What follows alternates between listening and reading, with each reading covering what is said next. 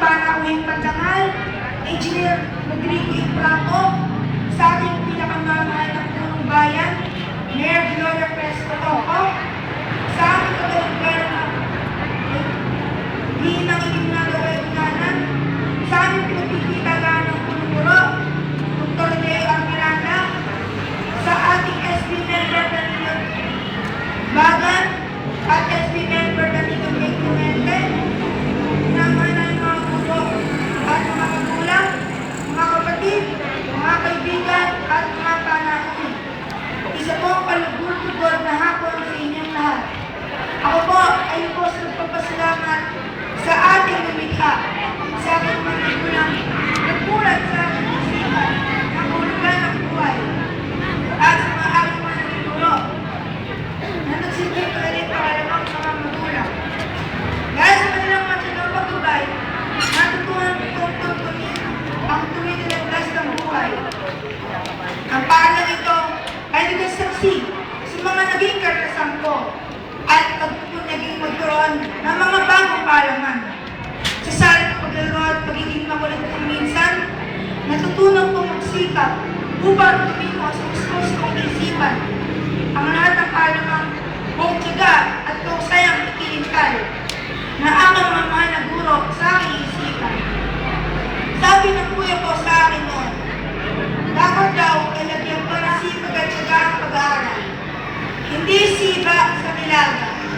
Madalas niya kasi ako nakikita ko makain sa kusina. Sabi naman ng tatay at nanay ko, edukasyon ang isa pang sangkap na pag-aaral. Hindi PlayStation. Maulagot ko namang sinunod ang payo nila. Tama po sila.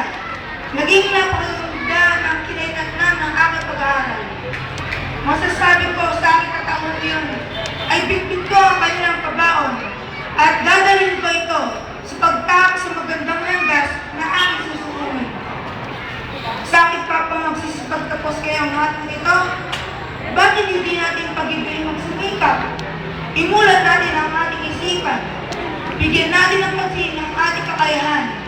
Tapusin natin ang simulayan ito upang tayo ay magtagumpay at maging karapat-dapat sa anumang larangan na sa ating makantang balang araw at maging isang hawaran ninyo.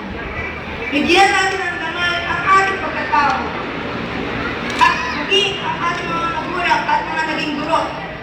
Honorin natin ang ating mga sarili sa paraang marangal at taas noong maging simula ng bawat pahinat ng pagbabago. Sapagkat ayaw ang magiging daan at kagapay ng lipunan ng ating ginagalawan. Nagbuong sapik, nagagihintay ng ating mga pagparang kanina. Mawimag tayo sa ating mga damdamin. Sama-sama na natin tayo kinalantas upang magamparan natin ang mga dakilang piliin makaatang sa mga pagkataang katulad natin. Hindi nga ba may kasabihan, ang kabataan ay ang pag-asa ng bayan. Magandang hapon po sa inyong lahat at maraming pong salamat.